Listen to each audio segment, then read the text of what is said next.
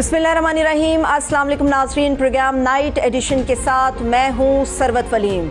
नाज़रीन, पहले election commission, फिर पेशावर हाई कोर्ट और अब मुल्क की सबसे बड़ी अदालत ने भी इस बात पर मोहर लगा दी कि रिजर्व सीट्स पर PTI का कोई हक नहीं और ना ही वो सुन्नी इत्तेहाद कौंसिल को मिल सकती हैं, बल्कि सुप्रीम कोर्ट ने ये इजाफी मखसूस नशिस्तें अमलन हुक्मरान इत्तेहाद समेत बाकी सियासी जमातों को देने का कह दिया। ये सिर्फ मखसूस सीटों की कहानी नहीं, बल्कि ये पाकिस्तान की आइंदा सियासत का एक नया फ्रेमवर्क है, जिसमें अब हुक्मरान इत्तेहाद के पास पार्लियामान में 2/3 अक्सरियत होगी। इजाफी सीटें मिलने के बाद कौमी असेंबली में नून लीग के अरकान की तादाद 124, जबकि पीपल्स पार्टी के अरकान की तादाद 75 हो जाएगी। यानी हुक्मरान इत्तेहाद के पास पहले 214 का कौमी असेंबली में नंबर गेम था, जो अब बढ़ के 233 के नंबर गेम पर पहुंच जाएगा। अगर election commission Khyber Pakhtunkhwa assembly में डिले का शिकार सेनेट इलेक्शन भी फौरी करा देता है, तो कौमी असेंबली के बाद सेनेट में भी हुकूमत को 2/3 मेजॉरिटी हासिल हो जाएगी और PTI सिर्फ मुंह देखती रह जाएगी, जिसका सादा सा मतलब यह है कि हुकूमत को अब 26वीं आईनी तरमीम की तरह बागदौड़ नहीं करना पड़ेगी, ना ही ऑपोजिशन अगवा बराए वोट की शिकायतें लगा सकेगी, बल्कि हुकूमत अपनी 2/3 मेजॉरिटी से जब चाहे जो चाहे कानून साजी हो या कोई आईनी तरमीम उसे अपने बलबूते पर पास करा सकेगी। शायद यही वजह है कि शहर इक़्तिदार में एक बार फिर से ये शोर सुनाई दे रहा है कि हुकूमत 27वीं आईनी तरमीम लाने जा रही है। सिर्फ यही नहीं, बल्कि किसी भी नई आईनी तरमीम से पार्लियामेंट की टर्म को 5 साल से बढ़ा भी सकती है। वो नैब कवानीन और इंतखाबात का नया निज़ाम भी ला सकती है। सवाल ये उठता है कि अगर हुकूमत एक बार फिर आइन का हुलिया तब्दील करने की तरफ जाती है, तो पाकिस्तान तहरीक इंसाफ कैसे हुकूमत का रास्ता रोकेगी? बड़ी अदालत ने तो अपना बड़ा फैसला हुकूमत के हक में सुना दिया। सवाल ये भी उठता है कि अब PTI के पास क्या कोई कानूनी ऑप्शंस बचे हैं या फिर नहीं। सवाल यह भी उठता है कि आज पाकिस्तान तहरीक इंसाफ जो भी भुगत रही है, क्या ये सब हुकूमत की चाल है या इसमें PTI की अपनी सियासी गलतियां भी शामिल हैं? ये सवाल आज भी इतने ही अहम है जितने कल थे कि इंट्रा पार्टी इलेक्शन वक्त पर क्यों नहीं कराए गए, MWM को छोड़कर सुन्नी इत्तेहाद कौंसिल का इंतखाब क्यों किया गया, जिसके सरबराह ने खुद आजाद हैसियत में इलेक्शन लड़ा, यानी PTI ने ऐसी छतरी क्यों ली जिसमें छेद थे। फिर सवाल यह भी है कि इलेक्शन कमीशन हो या फिर अदालतें, PTI अपने हर मुकदमे को कानूनी अंदाज में लड़ने की बजाय सियासी अंदाज में इसका मुकाबला करती हुई क्यों नजर आती है। यही नहीं, अभी 9 मई के केसेस की तलवार भी PTI के अरकान के सरों पर लटक रही है। कहा जा रहा है कि अगले 1.5 महीनों में अगर 9 मई के केसेस के फैसले आते हैं तो इम्कान है PTI के मजीद अरकान सजाओं के बाद इलेक्शन कमीशन से नाअहल हो सकते हैं। जाहिर है फिर ज़िमनी इलेक्शन होंगे और ज़िमनी इलेक्शन हमेशा पाकिस्तान की तारीख में हुकूमत वक्त जीतती आई है, तो ऐसे में फिर पाकिस्तान तहरीक इंसाफ कहां जाएगी? क्या ये मान लिया जाए कि माइनस इमरान हो नहीं रहा, बल्कि माइनस इमरान खान हो चुका है? इसी पर हम बात करने जा रहे हैं। स्टूडियोज में हमारे मौजूद मेहमान हमारे साथ मौजूद हैं, मैं उनका तारुफ करा देती हूँ। इस वक्त हमारे साथ माहिर कानून और वकील हैं पाकिस्तान तहरीक इंसाफ के फैसल चौधरी साहब, वो मौजूद हैं। बहुत शुक्रिया चौधरी साहब, थैंक यू सो मच आपके कीमती वक्त के लिए। सबसे पहले चौधरी साहब मुझे ये बताइए, इन तमाम चीज़ों पे हम डिस्कस करते हैं जो पिछले 2-3 दिन से मुसलसल चलती आ रही हैं, लेकिन आज की जो ताज़ा खबर अदालत से आई है, हालात पाकिस्तान में इतने मशकूक हो गए हैं, कोई भी खबर आती है हम उसको शक की नज़र से देखते हैं। छुट्टी का दिन था, सदर ममलकत ने जो इस्लामाबाद हाई कोर्ट के जजेस की सीनियरिटी तय की है, जस्टिस सरफराज डोगर साहब सीनियर तरीन जज बन गए हैं। इसको आप किस तरह से देख रहे हैं? वाकई ही ये होना चाहिए था छुट्टी के दिन, या वाकई आपको भी इसमें शक नज़र आता है? Thank you, Sarwat. First of all, congratulations for having your own show. Thank and you. we wish you good luck. देखिए, बात यह है कि ये सीनियरिटी का जो प्रिंसिपल तय किया है, उसमें देखने की जो ज़रूरत होगी वो ये देखना है कौन से मुरवजा कवानीन के ऊपर सीनियरिटी का प्रिंसिपल डिसाइड किया है। यानी सीनियरिटी में इसका ये मतलब है कि आप किसी जगह पे भी अगर आप कोई जजों से नाखुश हैं तो किसी और अदालत से आप जज साहबान लगा के उनकी सीनियरिटी भी मुतासर कर सकते हैं। ये बड़ा क्लोज़ फैसला था, 2-3 की ये सब कुछ आया है। और जो आज का फैसला है सदर साहब का, वो तो जो डायरेक्शन थी सुप्रीम कोर्ट को, उसकी इन फर्दरेंस ऑफ दैट आया, लेकिन वो सीनियरिटी किन प्रिंसिपल्स पे तय की गई है। सीनियरिटी का प्रिंसिपल क्या है, क्योंकि नॉर्मली तो चीफ जस्टिस खुद करते हैं, और अभी जो ज़रूरत है हमारे हमसाया ममालिक में, हिंदुस्तान में जो सीनियरिटी का एक सेटल प्रिंसिपल है और वो एक यूनिफाइड लिस्ट होती है। अब 14 नंबर से जज साहबान को उठा के तो यहाँ पे चीफ जस्टिस लगाना, तो इस सारे अमल को, चाहे वो ट्रांसपेरेंट हो जो कि मेरी नज़र में शायद उतना ट्रांसपेरेंट नहीं है और उसका कोई पर्पस है, कोई ऑब्जेक्ट है जो आपने देखा है। तो और दूसरी बात यह है कि और इसी वजह से उस पर एतराज़ है। लेकिन अनफॉर्चुनेटली अब देखना ये है कि हमारे बार एसोसिएशन और बार काउंसिल्स क्या करती हैं, ILF क्या करती है, क्योंकि ILF की अभी तक जो कारकर्दगी है वो ख़ासकर इस दौरान कोई मुतासर को नहीं रही। हमारे बहुत सारे जज जो हमने सदूर मुंतखब कराए हैं उन्होंने मजम्मत तक नहीं की इस फैसले की और वोटें हमसे ले ली। तो हमारे ये शिकवा तो है कि आप हमसे वोटें लेते हैं प्रिंसिपल की बुनियाद पे, असूल की बुनियाद पे, लेकिन जब ज़रूरत पड़ती है आप उसमें साइड हो जाते हैं।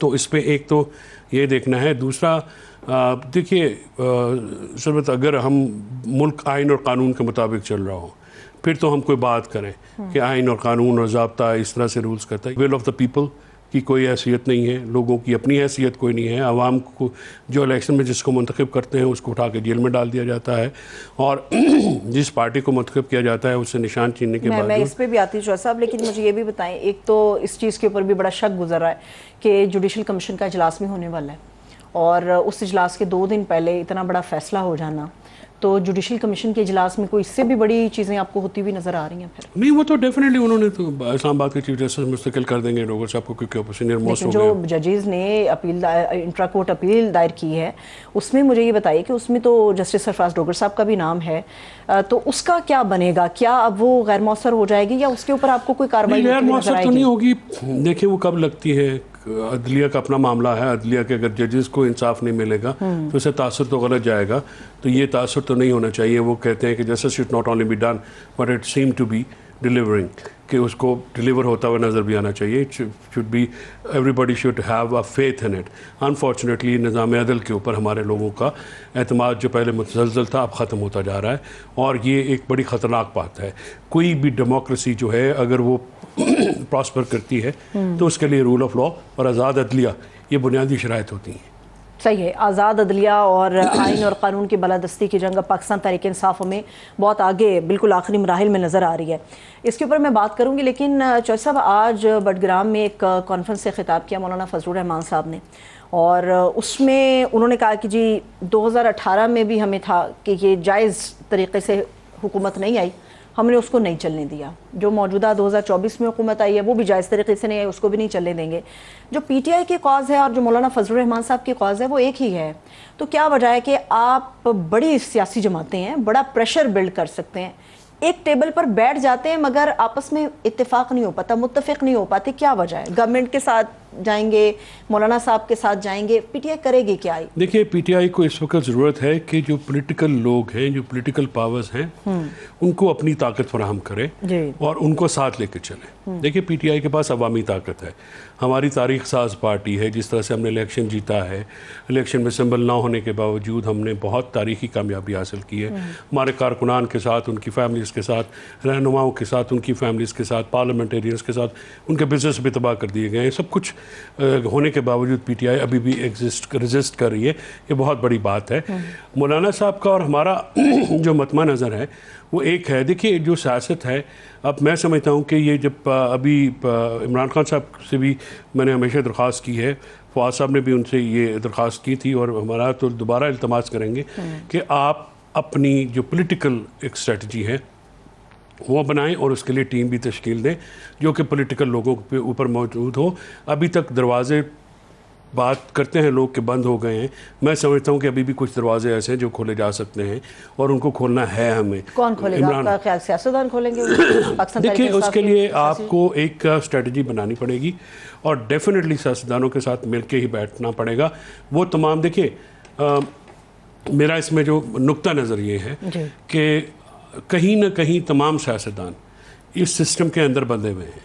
वो शफाफ इलेक्शन हो, आइन हो, कानून हो, निज़ाम अदल हो, तमाम पॉलिटिकल पार्टीज़ को एक मुतफ़िक़ा जदोजहद करनी पड़ेगी और इसके लिए कायल करना पड़ेगा PTI को। PTI बहुत बड़ी पार्टी है, PTI को लीड लेनी पड़ेगी, PTI को लीड करते हुए सबको साथ लेके चलना है।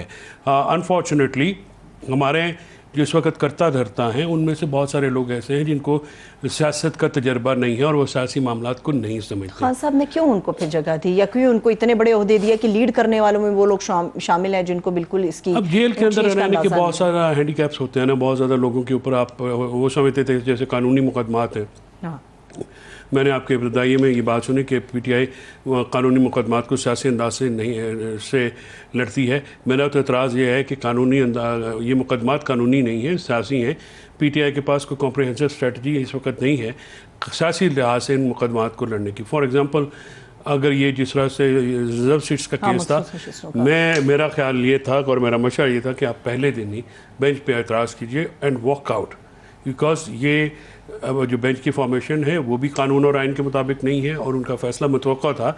तो आपको क्या ज़रूरत है उनके सामने बहस करने की या उनको लेजिटिमाइज करने की? जाते साहब फिर भी तो कोई रास्ता नहीं था, फिर क्या हो जाता? नहीं हो जाता, लेकिन देखिए मैं तो एक जो पॉलिटिक्स होती है ना, आपको इवेंट्स क्रिएट करने पड़ते हैं। When you argue before bench और फिर बेंच जो है वो आपके आर्गूमेंट्स को वजन भी नहीं दे रहा, आपको पता है। देखिए हम वकील हैं, अगर हमें नहीं पता कि ये जज साहबान का जो हमें जो नो द लॉ और नो द जज हमारी बेसिक्स होती हैं, इसका ये मतलब नहीं है कि जज के वाकिफ ढूंढने हैं, मतलब है कि जज की नेचर उसका जब बेंच फॉर्म होता है, बेंच पैकिंग होती है, कोर्ट पैकिंग होती है, हमें पता लग जाता है कि इस वक्त क्या होना है। ये पहली दफ़ा है कि नजर सानी का फैसला 13 जजेस का फैसला 10 जजेस ने बैठ के किया, और उसके ऊपर जो मैंने आपसे पहले अर्ज़ किया कि सितम बाला सितम यह है कि किसी भी बार एसोसिएशन, बार काउंसिल और वकला की तरफ से मजम्मत की एक करारदाद अभी तक नहीं आई। एक लाइन नहीं सुनने को मिली, करारदाद तो एक पूरा मतलब हो जाता है। और जिस खुशू व वज़ू के साथ जिससे एक वाइब्रेंसी होती है ना जी, उस तरीके से पीटीआई को भी ये मुकदमा जिस तरह से लड़ना चाहिए था। और देखिए जैसे इमरान खान साहब रोज़ाना जब हम पनामा में लड़े थे तो पनामा की प्रॉपर मीडिया स्ट्रेटजी होती थी which was more effective than the proceedings themselves. वहाँ पे बाहर आके सुबह फवाद चौधरी बात करते थे, खान साहब आते थे तो वापसी पे ब्रेक में और जाते हुए खुद बात करते थे, पॉइंट शेयर होते थे अदालत के अंदर। मैं खुद उस टीम का हिस्सा था। वहाँ पे एक एक चीज़ डिस्कस होती थी और डिस्कशन के बाद वो जब आती थी तो इसलिए आपने देखा कि वो एक बहुत बड़ा केस बना।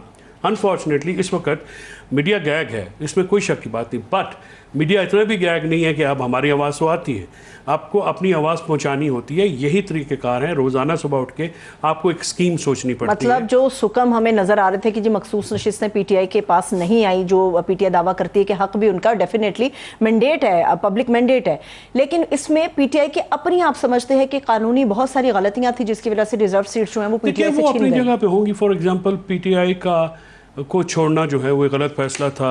मुझे याद है एंटी करप्शन की अदालत में फवाद को हथकड़ियाँ लगी हुई थी, वो बाहर जा रहे थे तो उन्होंने कहा था कि आप अपना तशख़्ख़ुस बरकरार रखें, आपको किसी और पार्टी को ज्वाइन करने की जरूरत नहीं। वो कुछ वकला ऐसे हैं जो घबरा के कुछ उन्होंने ऐसी बातें की जिससे हमें नुकसान हुआ, लेकिन कतई नज़र उसके क्या अगर हम नहीं करते तो हमें सीटें मिल जानी थी। ये एक पूरी स्कीम है। देखिए ना, जिस तरह से इलेक्शन कमीशन ने पीटीआई का जो इंट्रा पार्टी इलेक्शन है उसको रोके रखा, एन इलेक्शन से पहले उसका फैसला किया, फिर काजी फायजी साहब ने एक फ्रॉडलेंट जजमेंट दिया जिसके तहत आपने रात को जो है सुबह वो निशान हमसे छीना जिस दिन सर्टिफिकेट मिलना था, और हमारे जो रडरलेस कर दिए सारे कैंडिडेट्स को। सो इट्स अ स्कीम, एक पूरी स्कीम नज़र आती है पीटीआई को कॉर्नर करने की, पीटीआई को दीवार से लगाने की, पीटीआई को जमहूरी प्रोसेस से बाहर निकालने की, इलेक्टोरल प्रोसेस से निकालने की। सो इट्स अ जो अभी भी हो रहा है, जो पीछे भी हुआ है, it's a complete scheme against PTI. PTI के खिलाफ जो कुछ हुआ चर्चा वो तो सारा हमें पता है, लेकिन ये पीटीआई ने क्या किया कि जाके सुन्नी इत्तेहाद कौंसिल के साथ जाके उन्होंने अपना इल्हाक कर लिया या मेंबरान वहां पर चले गए, तो ये भी तो एक नुक्ता उठाया गया कि जो मखसूस नशिस्तें इस वजह से भी इनको नहीं मिल सकती। नहीं, ये देखिए, ये तो हमें बचगाना बात है। बात यह है कि क्या हमें मजबूर नहीं किया गया। आप ये बताइए, साहबजादा साहब ने आज़ाद हैसियत में इलेक्शन नहीं लड़ा था? मतलब क्यों नहीं लड़ा? तो इलेक्शन आज़ाद में नहीं था, लड़वाया गया। जब मैं ये अर्ज़ करूँ कि जब हमारे 80 से ज़्यादा अरकान को 3 बार हमारे उम्मीदवार बदले गए, उनके प्रपोजल सेकेंडर्स उठाए गए, जो इलेक्शन से पहले जो माहौल था उसको आप नज़रअंदाज नहीं कर सकते। आप ये नहीं कह सकते कि कतई नज़र जो भी वहाँ पे इलीगलिटीज़ हुई, अनकॉन्स्टिट्यूशनलिटीज़ हुई या जो कानून के मुताबिक वैसे, या तो आप देखिए कि सबको एक जिसे कहते हैं कि इक्वल ग्राउंड दिया गया हो, आपने सबको दौड़ने के लिए एक जैसी जगह फराम की गई। पीटीआई के तो आपने पैर भी बांध दिया, हाथ भी बांध दिया और इलेक्शन में फेंक दिया। गुजारिश ये है कि ये चीज़ें जो हैं इस चीज़ को भी तो आप मद्देनज़र रखिए। उसको हम कतई नज़र नहीं कर सकते। वो चीज़ें जो जिस तरह से साहबजादा साहब हों या बाकी हमारे जो दोस्त हों, जिस तरह से इलेक्शन लड़ा है ख़ासकर पंजाब के लोगों ने, वो बहुत बड़ी एक आप समझें कि बहुत ज़्यादा एक कुछ लोग हैं उन पर तो तबसरा करना बेफजूल है। बहुत सारे लोगों ने बहुत एक तादीबी कार्रवाइयाँ सही हैं, अभी भी सह रहे हैं और बड़ी मुश्किल से उन्होंने एक आग का दरिया जो है वो पार किया है। तो इस चीज़ को भी मद्देनज़र रखना जरूरी। अभी वे आउट क्या है, अब आप मुझे ये बताएंगे, क्योंकि मुझे तो बज़ाहिर एक आम पाकिस्तानी के हैसियत से भी हम देखें तो ऐसा लगता है कि सारे रास्ते बंद हो गए हैं पीटीआई के लिए। जो एक स्ट्रगल का रास्ता आपने चुना वो भी ऐसा लगता है बंद हो गया, ना सड़क पे आने का फ़ायदा कोई होगा, ना अदालत में जाने का अब कोई फ़ायदा है। तो पीटीआई के पास अब सब रास्ता क्या है? क्या कानूनी ऑप्शंस हैं या कोई और रास्ता भी? देखिए, कानूनी ऑप्शन जो है ना, होता ही है सरवत के, बिकॉज आप इवन एक बहुत एक्सपीरियंस है आपको पॉलिटिकल इवेंट्स कवर करने का, आप देखती हैं बड़ी क्लोजली। ये जो सारे मामलात होते हैं इनके लिए आपको कोई दबाव क्रिएट करना पड़ता है, और क्रिएट करने के लिए या तो इमरान खान साहब को बाहर निकलना बहुत ज़रूरी है, लेकिन अगर वो नहीं आते तो उसके लिए एक स्ट्रैटेजी भी बनाना है। इस वक्त जो मायूसी की एक लहर आ गई है वो ये है कि कहा जा रहा था कि मानस इमरान खान, वो बहुत काबिल एतराज़ स्टेटमेंट थी, मैं तो उससे बिल्कुल मुतफिक नहीं हूँ। उनकी हमशीरा ने दी है, वो गलत दी है, क्योंकि वो पॉलिटिकल उनको लफाजी नहीं आती है ना, वो नॉन पॉलिटिकल खातिन, और मरीम नवाज़ ने उसको बहुत क्रिटिसाइज़ किया जानते बूझते। तो ऐसी लूज़ बॉल नहीं देते, ख़ासकर जब आपकी पार्टी इस तरह की सिचुएशन में हो जहाँ पे उनको हिम्मत की ज़रूरत है, कारकुनान को हौसले की ज़रूरत है। और इमरान खान साहब जेल के अंदर बहुत तगड़े हैं, let me share with you कि वो बहुत पुरज़म है, वो बहुत उसी जोश और वलवले के साथ हैं, और उनका एक रिज़ॉल्व है। उस रिज़ॉल्व को बाकियों को आगे लेके चलना पड़ेगा, और फैमिली को कोशिश करनी चाहिए कि पॉलिटिकल स्टेटमेंट से एतराज़ करें और वो ना उसमें पड़ें, क्योंकि उन्होंने एक दफ़ा कुछ दो वाली बात जो गले पड़ गई, फिर ये बात हो गई, इससे नुकसान होता है। पार्टी कमज़ोर होने का नुकसान सरीहन इमरान खान साहब को हो रहा है। वो तो बिल्कुल अब इसका जो हल है मेरी नज़र में ये है कि पीटीआई को अपनी जो एक पॉलिटिकल हैसियत है उसको साथ में बरकरार रखते हुए बाकी सियासी जमातों को साथ लेके चलना चाहिए, और जो चैलेंज है इस माइट को वो करना चाहिए, क्योंकि माइट को चैलेंज किए बगैर हम इस तरह से जो लोग हैं वो हमारी तरफ, हमारे लीडर की तरफ देखते हैं, पार्टी की तरफ देखते हैं, वो उन्हीं से उम्मीद है, इमरान खान से उम्मीद है। इमरान खान ही मरकज़ निगाह हैं, इमरान खान ही लोगों का ख्वाब है, और इमरान खान से ही लोग ये समझते हैं कि जो माइट है, जो नाइंसाफ़ी हो रही है, इसको चैलेंज करेंगे। अगर बाकी पार्टी जो है वो बाहर बैठ के उन फुट स्टेप्स को फॉलो नहीं करेगी तो उससे हमें नुकसान हुआ है और होगा। बिल्कुल, आपसे ही कहने पॉलिटिकल प्रेशर जो है वो बिल्ड करना पड़ेगा, और ये पॉलिटिशियंस ही करेंगे जिनका ताल्लुक पाकिस्तान तहरीक इंसाफ से है। चौल साहब, पिछले ठीक है, लेकिन आप ये जो दीगर पार्टियों की बात कर रहे हैं चौल साहब, ये तो एक लंबे अरसे से पीटीआई कभी मौलाना साहब के ड्राइंग रूम में बैठती हुई नजर आई है, कभी अचकज़ई साहब के पास जाती हुई नजर आई है, सुन्नी इत्तेहाद काउंसिल के साथ तो आप लोग वैसे ही हैं, और भी दीगर जितनी भी जमातें उनके साथ पीटीआई जाती हुई नजर आई है, लेकिन उनके ड्राइंग रूम तक जाती हुई नजर आई है, सड़क पे आती हुई किसी को नहीं नजर आई। उसकी वजह ये है ना कि देखिए, जो फैसला साज है इस वक्त पार्टी के करते हैं वो समझ किन की तरफ इशारा कर रहे हैं? जो मौजूदा लीडरशिप है, आप बैरिस्टर गौर साहब की बात कर रहे हैं, बैरिस्टर गौर साहब की बात कर रहे हैं आप। गौर शरीफ आदमी है, पॉलिटिकली अंडरस्टैंड करता है, वो बहुत सारे दूसरे लोग हैं, मैं उनको बहुत रिस्पेक्ट करता हूँ गौर की। देखिए, गुजारिश ये है कि सबसे पहले एक बात यह है ना कि आपको वकीलों को अदालत में लगाएं और सियासतदानों को सियासत पर लगाएं। क्या हुआ है, ये क्यों फेलियर हुआ, ये मैं हैरान था जब खान साहब ने बात की, मेरे साथ जेल में हम लोग बैठे थे तो उन्होंने शेयर की, तो ऐसा लगा जैसे सारा कसूर मौलाना फजल रहमान साहब का। ऐसा नहीं है, मैंने उनको बताया कि ऐसी बात नहीं है। देखिए, जब मौलाना साहब एक पॉलिटिकल एनिमल हैं, और वो ज़ाहिर है आपसे जब बात करेंगे तो एक सियासी कोई बीच में बुनियाद तो सियासी होगी, आप उस सियासी बुनियाद पे जो आपका जो मामला है वो एक और मामला है, उनका मामला कुछ और मामला है।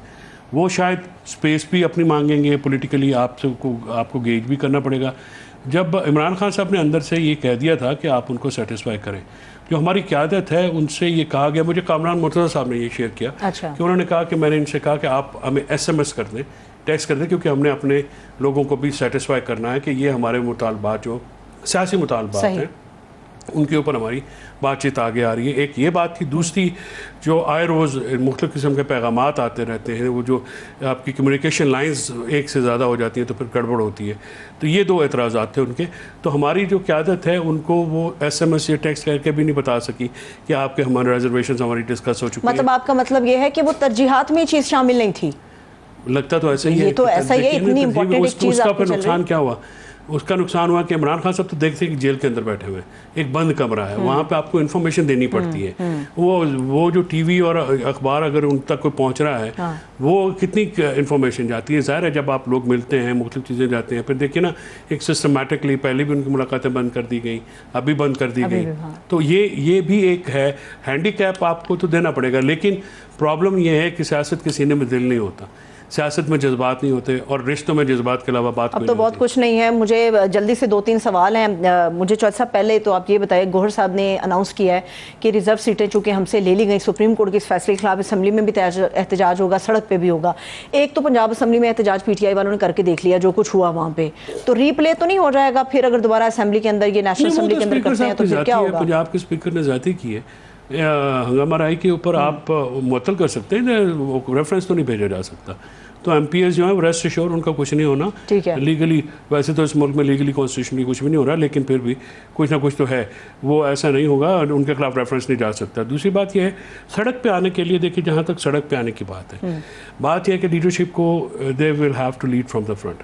26 नवंबर को हमारे 12 लोग शहीद हुए, बहुत बड़ी कुर्बानी है, बहुत बड़ी बात है। उस 3-4 बाद में भी उनकी शहादत हो गई है। इसको पे हम कैपिटलाइज नहीं कर सके, इस पर हम बिल्डअप नहीं कर सके।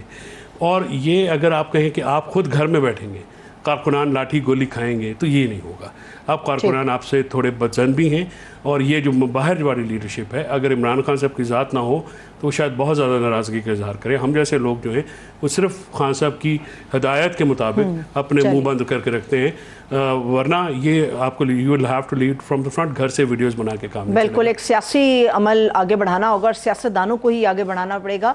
बहुत शुक्रिया, थैंक्स सो मच आपका वक्त के लिए। फैसल चौधरी साहब हमारे साथ मौजूद है। एक छोटा सा ब्रेक लेते हैं, ब्रेक से वापस आएंगे, आगे बढ़ेंगे, हमारे साथ रहिए।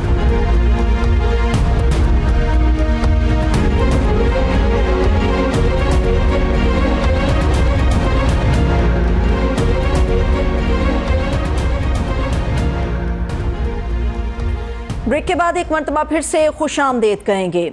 ऐसा लग रहा है कि जैसे शहर इक़्तिदार में नई सियासी बिसात बिछाई जा रही है।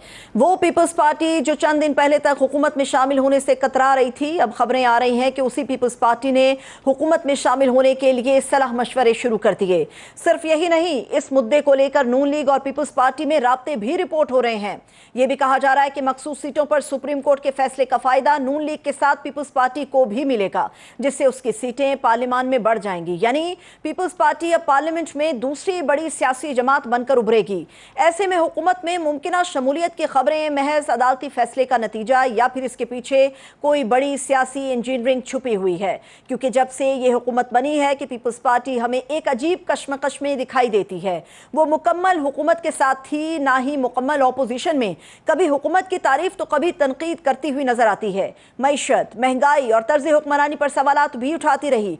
जहां जरूरत पड़ी सिफारत की महाज पर पाकिस्तान का मुकदमा भी बेहतरीन अंदाज में लड़ती हुई दिखाई दी।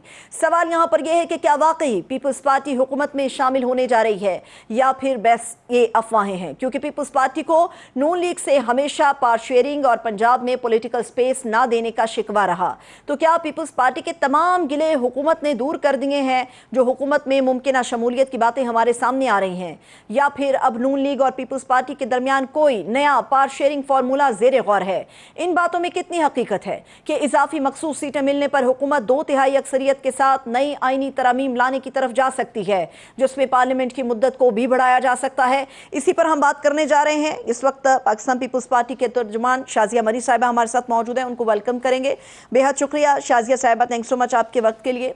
शाजिया साहिबा, बहुत सारी चीज़ें हैं जो इस वक्त पॉलिटिकल कैनवस पे पाकिस्तान पीपल्स पार्टी से रिलेट कर रही हैं। सबसे पहले जो आज की ताज़ा खबर है वो ये है कि किसी सतह पर पीपल्स पार्टी और नून लीग के दरमियान ये तय पा गया है कि पावर शेयरिंग होगी।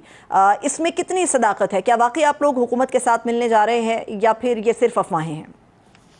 बहुत शुक्रिया सरवत, आपने पाकिस्तान पीपल्स पार्टी की वफाकी हुकूमत में शमूलियत की बात की, और इससे मैं तो लाइल्म हूँ बतौर एक कारकुन पीपल्स पार्टी के और एक information secretary of Pakistan Peoples Party Parliamentarian, क्योंकि अभी तक हमारी पार्टी को इसका इल्म नहीं है। अलबत्ता बाहर किसी को इल्म है, इस तरह की बातें की जा रही हैं, कयास आराइयाँ हो रही हैं, और ये पहली दफ़ा नहीं है। ये कयास आराइयाँ पहले भी होती रही हैं, ये रूमर्स पहले भी आते रहे हैं, और जब जब ये बातें हुई हैं हमने उसे डिनाई किया है। अलबत्ता ये बात दुरुस्त है कि पाकिस्तान पीपल्स पार्टी मौजूदा वफाकी हुकूमत को सपोर्ट कर रही है। हम काबीना का हिस्सा नहीं है, हम किसी कश्मकश का शिकार नहीं है। जैसे आपने कहा, हमने बड़ा वाज़ेह मौक़िफ़ पहले दिन से इख्तियार किया है कि हम हुकूमत को सहारा देंगे, सपोर्ट देंगे पाकिस्तान में पॉलिटिकल स्टेबिलिटी के लिए, जिसके नतीजे में मौशी स्टेबिलिटी मुमकिन हो सकेगी। हम इंतशार फैलाने वाले लोग नहीं हैं, हम तो इंतशार फैलाने वालों की मजम्मत करते हैं। हम सियासी लोग हैं, सियासी तरीके से हम समझते हैं कि काम होने चाहिए, सियासी डायलॉग से मसाइल का हल निकालना चाहिए। पीपल्स पार्टी एक मुस्बित किरदार अदा कर रही है पार्लियामेंट में। जहां हमें लगता है कि वफाकी हुकूमत गलत फैसला करने जा रही है, वहां हम वफाकी हुकूमत के उस गलत फैसले के ऐलान पर भी अपना रद्द-ए-अमल शो करते हैं, और उससे पहले भी जहां हमें मौका मिलता है, अगर कोई एंगेजमेंट होती है तो अपना मौकिफ बड़ा खुल के वाजे करते हैं। तो मैं समझती हूँ कि इस तरह की सियासत पाकिस्तान में जरूरी है। सिर्फ ये नहीं है कि हम काबीना में बैठेंगे तभी हम कोई ना कोई कंट्रीब्यूशन पाकिस्तान के लिए करेंगे। आपने देखा कि बिलावल भुट्टो जरदारी साहब काबीना का हिस्सा नहीं है, उनके पास कोई हुकूमती ओहदा नहीं है। बावजूद इसके जब वक्त की जरूरत हुई, जब पाकिस्तान को जरूरत हुई, पाकिस्तान का मुकदमा बैनुल-अक़वामी सतह पर रखा, और बड़ी कामयाबी और बड़ी, मैं समझती हूँ कि जो सलाहियत बिलावल साहब में अल्हम्दुलिल्लाह है, उसका मुज़ाहरा न सिर्फ पाकिस्तान के अंदर पर बैनुल-अक़वामी सतह पर जब उन्होंने किया, तो दुनिया ने माना कि पाकिस्तान की सच्चाई जो है वो मजबूत है, पाकिस्तान का मुकदमा मजबूत है, और वो एक कामयाब दौरे के बाद मुल्क वापस आए। तो मैं समझती हूँ कि ये एक जज्बा है उनका, जिसको सराहने की जरूरत है, जिसको कि कोई किसी ओहदे की या काबीना में पोजीशन की जरूरत नहीं है। मैं फिर कहूंगी सरबत, ये कयास आराइयां हैं, और जब तक कि पाकिस्तान पीपल्स पार्टी की लीडरशिप इसका खुद ऐलान नहीं करे, तब तक ये कयास आराइयां ही रहेंगी। ठीक है, लेकिन शाहिद साहब मुझे ये बताइएगा, जैसे हुकूमत बड़ी एक्टिव हो गई है मखसूस नशिस्तों के फैसले को आने के बाद, और मुख्तलिफ जगहों पर मुख्तलिफ प्लेटफॉर्म्स के ऊपर बहुत सारी बातें आ रही हैं, लेकिन आपने कहा कि सिर्फ कयास आराइयां हैं। मेरा सवाल आपसे ये है कि अगर किसी सतह पर हुकूमत ये फैसला करती है, मान लेते हैं कि आपके दरमियान साहब इस पर बात नहीं हुई, राब्ता नहीं हुआ, लेकिन अगर किसी सतह पर गवर्नमेंट की तरफ से, नून लीग की तरफ से ये सोचा जाता है और पाकिस्तान पीपल्स पार्टी से राब्ता किया जाता है कि आप भी हुकूमत का हिस्सा बन जाइए, शमूलियत इख्तियार कर लीजिए, तो क्या पीपल्स पार्टी इसमें कुछ लचक का मुजाहरा करेगी? देखिए सरद, आपके सवाल के जवाब में मैं जरूर ये कहूंगी कि देखिए, पाकिस्तान पीपल्स पार्टी एक बड़ी मुनज़्ज़म जमात है। हमारा सेंट्रल एग्जीक्यूटिव कमेटी का फोरम है, जो कि हाईएस्ट फोरम है जमात का, और पार्टी के चेयरमैन जनाब बिलावल भुट्टो जरदारी साहब भी इस फोरम में होते हैं, लोगों से जो आरा है वो लेते हैं, मशवरा करते हैं अपने तमाम अरकान से, और ये अमल हमारे लिए बहुत अहम है। तो अगर कोई सीसी की मीटिंग नहीं बुलाई गई, अगर ये इंफॉर्मेशन हम तक नहीं पहुंची, तो हमें नहीं लग रहा ऐसी कोई भी बात है। हुकूमत कुछ भी चाह सकती है, या हुकूमत की जानिब से कोई भी इंफॉर्मेशन मीडिया में सर्कुलेट की जा सकती है, मगर अगर उसका ताल्लुक पाकिस्तान पीपल्स पार्टी से है, तो पाकिस्तान पीपल्स पार्टी ही ये हक रखती है कि वो अपना जवाब दे। और इस वक्त सिचुएशन ये है कि इस खबर में कोई सदाकत नहीं है। अगर ऐसी कोई बात हुकूमत की जानिब से आएगी और पार्टी इस पर सोचेगी, तो सेंट्रल एग्जीक्यूटिव कमेटी का इजलास बुलाया जाएगा। हमारे कुछ मैकेनिज्म्स हैं जो कि एक वक्त से मतलब शुरू से पार्टी जो है इसको फॉलो करती है। तो पार्टी कोई अपने तई, या पार्टी की लीडरशिप कोई अपने तई फैसला नहीं लेगी। तमाम लोग बैठेंगे, तमाम सूबों से जिनका ताल्लुक होगा, वो ऑफिस बेयरर्स होंगे, मेंबर्स होंगे एग्जीक्यूटिव कमेटी के, सेंट्रल एग्जीक्यूटिव कमेटी के, और अपनी आरा देंगे। हम बड़ा जमहूरी तरीके से इस काम को सरअंजाम देते हैं। हम ड्राइंग रूम से बैठ के, कमरों में बैठ के इस तरह के फैसले नहीं किया करते। ठीक है शाहिद साहबा, अब ये भी एक चीज़, जिस तरह से मैंने पहले सवाल में मखसूस नशिस्तों का हवाला आपके सामने रखा, इस फैसले के बाद एक और चीज़ जो बहुत तेज़ी के साथ आगे बढ़ रही है और मुख्तलिफ हलकों में इसके ऊपर डिबेट भी शुरू हो चुकी हुई है, वो ये है कि 26वीं आईनी तरमीम के बाद जो सूरत हाल बनी, तो ऐसा लगता है कि 2/3 मेजॉरिटी जो नून लीग के कटोरे में चली जाएगी, उसके बाद एक 27वीं आईनी तरमीम भी आ सकती है। अगर कोई नई आईनी तरमीम आती है तो पीपल्स पार्टी का स्टैंस इसके ऊपर क्या होगा? देखिए, सबसे पहले तो जो रिक्वायरमेंट्स है हुकूमत को वो पूरे करने की जरूरत है। अगर हुकूमत किसी भी आईनी तरमीम पर पार्लियामेंट में पाकिस्तान पीपल्स पार्टी की सपोर्ट चाहती है तो उनको पाकिस्तान पीपल्स पार्टी को ऑन बोर्ड लेना होगा और वक्त देना होगा पाकिस्तान पीपल्स पार्टी को भी और दीगर स्टेक होल्डर्स को भी कि अगर उनके पास कोई प्रपोजल है, जो कि मुझे नहीं पता कि क्या प्रपोजल है, लेकिन मैं एक सिचुएशन हाइपोथेटिकली, क्योंकि अभी तो ऐसी कोई सिचुएशन नहीं नजर आ रही, अगेन कयास आराई पे बात कर रहे हैं, तो अगर हाइपोथेटिकली हम सोच लें कि किसी किस्म की कोई प्रपोजल है आइन में तरमीम के हवाले से, तो आपने देखा कि 26वीं आईनी तरमीम में भी पहले पाकिस्तान पीपल्स पार्टी को ऑन बोर्ड नहीं लिया गया, पाकिस्तान पीपल्स पार्टी के चेयरमैन को ऑन बोर्ड नहीं लिया गया, और जब हुकूमत इस तरह से तरमीम लाने में कामयाब नहीं हुई तो पीपल्स पार्टी को बाकायदा इंगेज किया गया और बिलावल भुट्टो जरदारी साहब ने दीगर स्टेक होल्डर्स को ऑन बोर्ड लिया। इसमें उन्होंने ना सिर्फ पार्लियामान में मौजूद लोगों को ऑन बोर्ड लिया, बल्कि पार्लियामान के बाहर जो मुख्तलिफ स्टेक होल्डर्स हैं, लॉयर्स कम्युनिटी है, सिविल सोसाइटी है, मीडिया के लोग हैं, सबको ऑन बोर्ड लिया ताकि हम एक मजबूत इस पर जो है रद्द अमल या उस पर ओपिनियन फॉर्म कर सकें। तो देखिए, हमेशा हर फैसला जो है वो उसको मुकम्मल सपोर्ट तो नहीं होती, लेकिन जितनी सपोर्ट मिल सके वो बेहतर है। और आईनी तरमीम जो है वो बहुत बड़ी एक एक्सरसाइज है, बहुत बड़ा एक इनिशिएटिव, एक अमल है। अगर हुकूमत ये करना चाहती है तो हुकूमत को पिछली मर्तबा जो उनको तजुर्बा हुआ है, जो जिस तरीके से वो लाए थे, उसमें वो मैं समझती हूँ कामयाब नहीं था उनकी जानिब से ये स्ट्रैटेजी, लेकिन पीपल्स पार्टी जब इसमें आई तो वो कामयाब स्ट्रैटेजी थी, तो उन्हें पीपल्स पार्टी को बर वक्त एंगेज करने की जरूरत जरूर होगी। बहुत शुक्रिया, थैंक्स सो मच शाजिया मरी साहिबा हमारे साथ मौजूद थी। आपके वक्त के लिए शुक्रिया। एक छोटा सा ब्रेक से वापस आएंगे तो पाकिस्तान की इकॉनमी पर मुफस्सल बात करेंगे। हमारे साथ रहिए।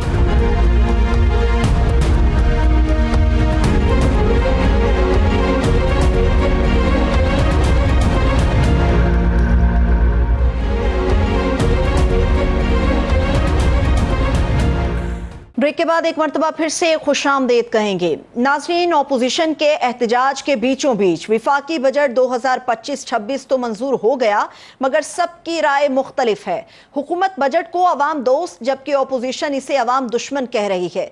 हुकूमत क्रेडिट ले रही है कि महंगाई सिंगल डिजिट पर हम ले आए, मगर आम आदमी रो रहा है कि 2 वक्त की रोटी पूरी करना मुश्किल हो चुका। तो क्या इसे मुआशी तरक्की कहा जा सकता है? कर्ज लेकर कर्ज उतारने की पॉलिसी का आलम यह है कि पाकिस्तान पर इस वक्त मुकम्मल कर्जा 76,000 अरब रुपए से तजावज कर चुका, यानी पाकिस्तान में हर बच्चा और एक आम शख्स तकरीबन 3 लाख रुपए से जायद का मकरूज है। तो क्या इसे मुआशी तरक्की कहा जा सकता है? एक तरफ हुकूमत के दावे हैं तो दूसरी तरफ आलमी बैंक चीख चीख कर कह रहा है कि पाकिस्तान में लगभग 11 करोड़ लोग खते गुर्बत की लकीर से नीचे चले गए हैं। क्या इसे मुआशी तरक्की कहा जा सकता है? IMF की शर्त है कि इस माली साल के आखिर तक हमारे रिजर्व 14 अरब डॉलर तक होने चाहिए, जो इस वक्त कहीं 9 अरब डॉलर के लगभग हैं, और हमें चाइना के सामने हाथ फैलाने पड़ते हैं। तो क्या हम कह सकते हैं कि यह मुआशी तरक्की है?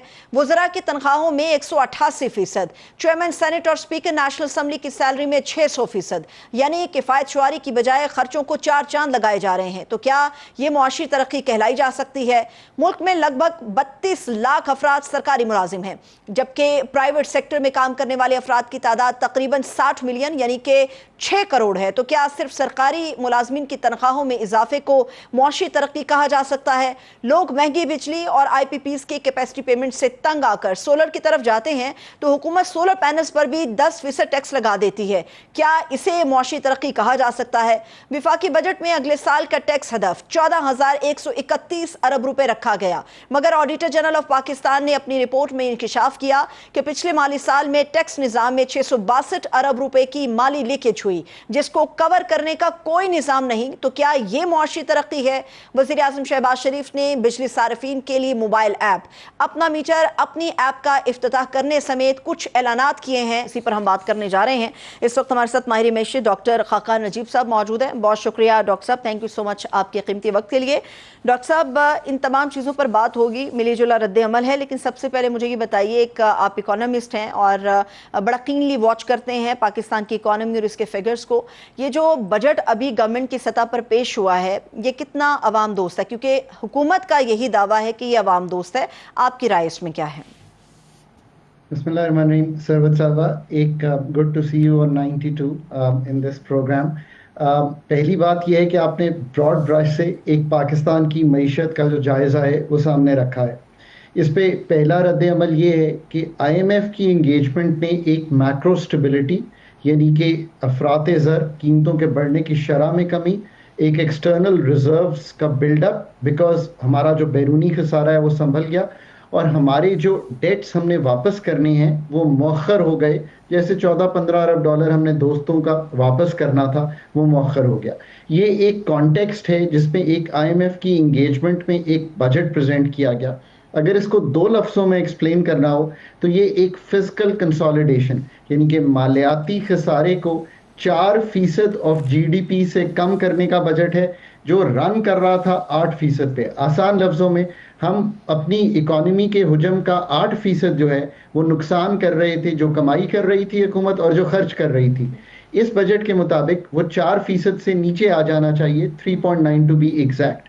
उसको करने के लिए ऑफ कोर्स टैक्सेस लगाए गए हैं 400 अरब के लगभग, sales tax, income tax, online platforms पे टैक्स, ई कॉमर्स पे टैक्स, कैश ऑन डिलीवरी पे tax, tax on digital services like streaming, और कुछ ईज किया गया है आपकी सैलरी को 32 लाख कमाने वालों को ईज किया गया है तक कमाने वालों को, और जो 6 लाख से 10-12 लाख कमाते हैं उन पे टैक्स अब 1% रह गया है। इसी तरह कुछ कॉर्पोरेट इनकम टैक्स में रिलीफ दी गई है। ये वो इक़दामात हैं जो थोड़ा सा ईज करने के लिए, बेनज़ीर इनकम सपोर्ट प्रोग्राम में 20% बढ़ाना, 10% पब्लिक सेक्टर की सैलरी बढ़ाना। अनफॉर्चुनेटली आपने खुद सही कहा कि हुकूमत ने बहुत सैलरी बढ़ाई है अपने अथॉरिटीज़ ने कई जगह पर। तो वो क्यों बढ़ाई है? उन्होंने इसलिए बढ़ाई है कि इन्फ्लेशन बहुत आ रही थी, तो सब ये कह रहे होंगे कि जिनकी कमाई वहां से होती है जहां पे वो चाहे वो असेंबली हो या अदर एरियाज हो पब्लिक सेक्टर के, तो आपको मिनिमम वेज में भी एक डेंट करना चाहिए था।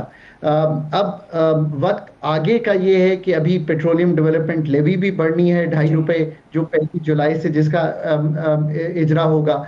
इसके साथ साथ कुछ इनकम्स जो हैं, जैसे अगर आप बैंक में पैसे रखती हैं तो उस पर भी थोड़ी सी, जो आप 15% देती थी टैक्स, वो 20% हो जाएगा।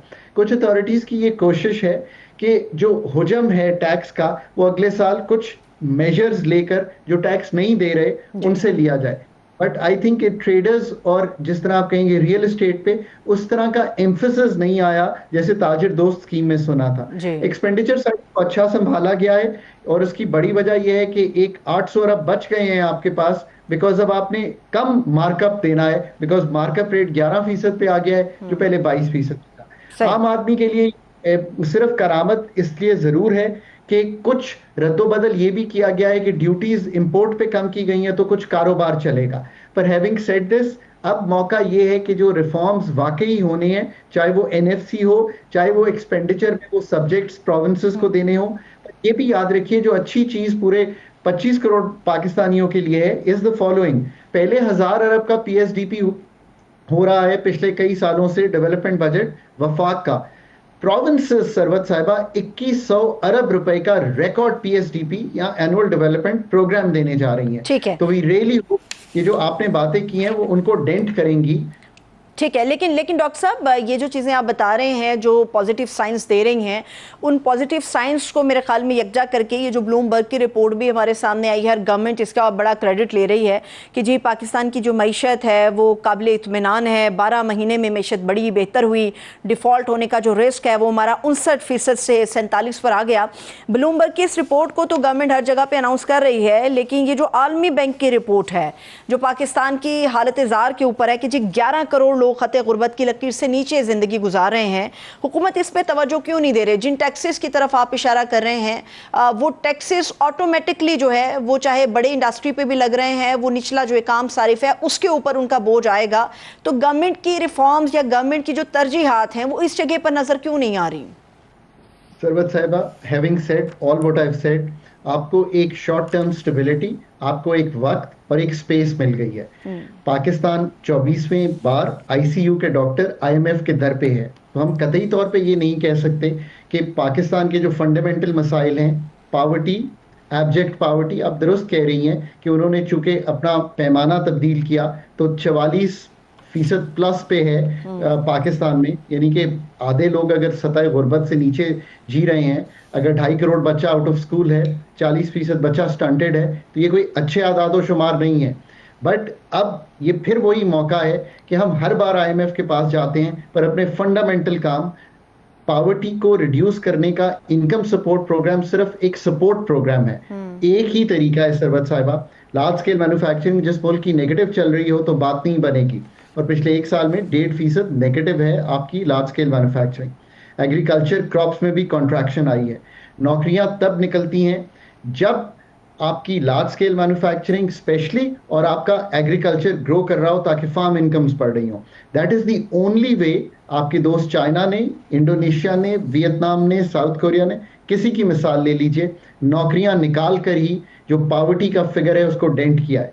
नौकरियां और ग्रोथ पाकिस्तान की स्टंटेड हैं इन द सेंस कि हमें 3 मिलियन नौकरियां चाहिए।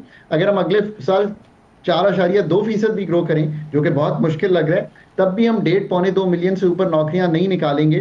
तो एक जो फिगर आपने जिक्र नहीं किया वो है अनएम्प्लॉयमेंट का, जी। और अनएम्प्लॉयमेंट के फिगर्स जो हैं वो भी बड़े तशवीशनाक हैं। चलिए, बहुत शुक्रिया, थैंक्स सो मच डॉक्टर साहब। मेरे पास वक्त की बहुत किल्लत है, इंशाल्लाह फिर से आपको रहमत देंगे, इस मामले पर और भी मुफस्सल तरीके से बात करेंगे।